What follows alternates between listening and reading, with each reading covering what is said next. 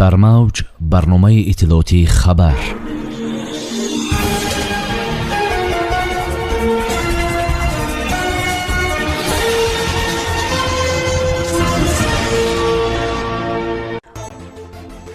вазорат теъдоди табибонеро ки вояи сеюми ваксинаро гирифтанд эълон кард. наврази тоҷик вориди рекордҳои гиннес шуд. ӯ ҳамагӣ 11 сол дорад. фарҳанги тоҷикон дар уфа муаррифӣ шуд. ба муҳоҷирон иҷоза шуд то дар дармонгоҳҳои кӯдакона аз муоинаи тиббӣ гузаранд. ӯзбекистон нахустин ҳавопаймои бесарнишин дар осиёи марказиро сохт. сабиянин чораҳои зидди коронавирусро шадид кард. дар тоҷикистон то санаи 17 январи соли равон беш аз 2000 табиб бо вояи сеюм моякӯбӣ шуданд. дар ин бора мудири кулли муассисаи давлатии маркази ҷумҳуриявӣ иммунопрофилактикаи вазорати тандурустӣ Файзали Саидзода хабар дод. ба гуфтаи ӯ ҳоло дар ҷумҳурӣ 2386 пизишк алайҳи маризии коронавирус бо вояи сеюм ваксиназанӣ шуданд. Саидзода мегӯяд, тибқи нақша баъд аз табибон шаҳрвандони синни аз 60 боло нафарони дорои бемориҳои музмуни ғайрисироятӣ бо вояи сеюми ваксина фаро гирифта мешаванд.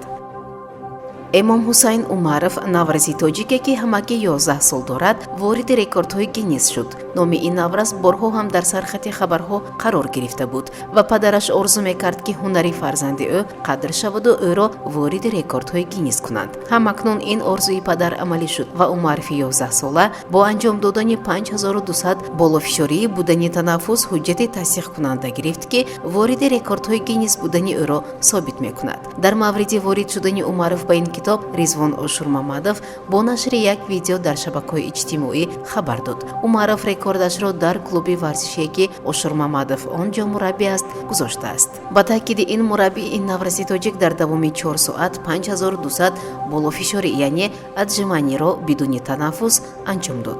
ёдовар мешавем ки дастоварди ин навразро қаблан Рамазон Раҳимзода вазири корҳои дохилии Тоҷикистон низ қадр карда буд. дар шаҳри Уфаи ҷумҳурии Бошқирдистон озмуни сеюми байналмилалии навозандагони созҳои мусиқии анъанавӣ таҳти унвони Урал Иле барпо гардид. дар ин бора вазорати фарҳанги Тоҷикистон хабар додааст. ба иттилои манба ин озмун бо ташаббуси вазорати фарҳанги Бошқирдистон ва донишкадаи санъати шаҳри Уфа баргузор шудааст. манба меафзояд, аз ҳисоби донишҷӯёни коллеҷи санъати шаҳри Душанбе ба номи Аҳмад Бобоқулов дар озмуни мазкур ансамбли созҳои халқии донишҷӯён иштирок намуд. дар сози думбра донишҷӯи бахши сеюми шӯъбаи созҳои халқӣ Баротова Матина ва синфи омӯзгор Лутфуллои Раҳматулло иштирок намуданд. гуфта мешавад, ансамбли созҳои халқии донишҷӯён бо гирифтани ҷойи якум ва Баротова Матина бо гирифтани ҷойи сеюм дар озмуни мазкур ғолиб омаданд. роҳбарияти муассиса тасмим гирифтааст ки пайваста дар озмунҳои байналмилалӣ иштирок намуда санъати мусиқии касбӣ ва суннатии тоҷикро ба ҷаҳониён муаррифӣ намояд.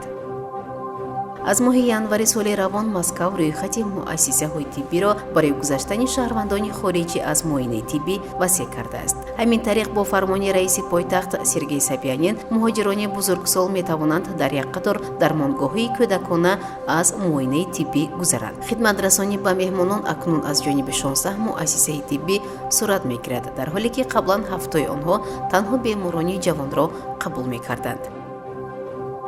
ҷумҳурии Ӯзбекистон мақоми аввали тавлиди ҳавопаймои низомии бесарнишин дар Осиёи марказиро аз худ кард. дар ин бора Спутник Ӯзбекистон бо такя ба Кумитаи давлатии саноати ин кишвар хабар медиҳад. дар назди Кумитаи давлатии саноати дифоӣ як маркази илми истеҳсолии системаҳои бесарнишини ҳавоӣ таъсис дода шуд. дар ин марказ тавлиди ҳавопаймоҳои бесарнишини лочин яъне Сокол ки ба талабот ва стандартҳои байналмилалии фаннӣ комилан ҷавобгӯянд ба роҳ монда шудааст, гуфтанд дар Кумитаи давлатии ин кишвар. дар баробари ин ҷумҳурии Ӯзбекистон нахустин кишваре дар Осиёи марказӣ шуд ки ҳавопаймои бесарнишини худӣ тавлид кард. хусусиятҳои техникӣ, дастгоҳ ва иқтидори истеҳсоли он ошкор карда нашудааст. видеоҳои Кумитаи давлатии саноати дифоӣ гувоҳӣ медиҳанд ки маркази УАВ дар марҳалаи аввал тавлиди 2 намуди дрон навъи ҳавопаймо ва квадрокоптерро роҳандозӣ кардааст. маркази бунёдшуда бо таҷҳизоти технологӣ, лабораторӣ ва озмоишӣ барои истеҳсол, ҷамъоварӣ, таъмир ва хидматрасонии ҳавопаймоҳои бесарнишин пурра муҷаҳҳаз шудааст. мутахассисони ӯзбек инчунин дар асоси мусалсали утис барои мошинҳои зереҳпӯши сабуки ватанӣ модули ҷангӣ сохтанд.